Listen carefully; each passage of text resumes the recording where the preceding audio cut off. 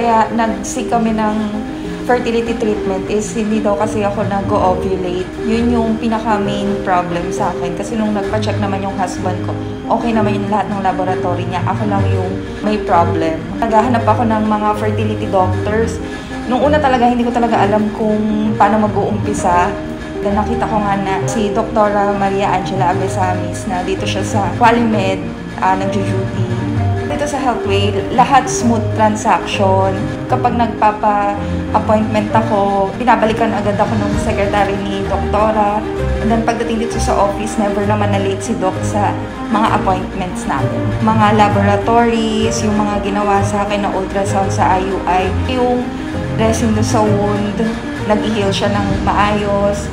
Tapos wala naman akong nararamdaman na kung ano, okay lahat. Wala naman akong masasabi, kundi smooth lahat. Pati yung pag-deliver ko sa baby, okay na okay. Naramdaman ko yung sincerity ng mga doctors, ng mga staff dito na tulungan talaga nila yung mga patients dun sa mga pinagdadaanan nila.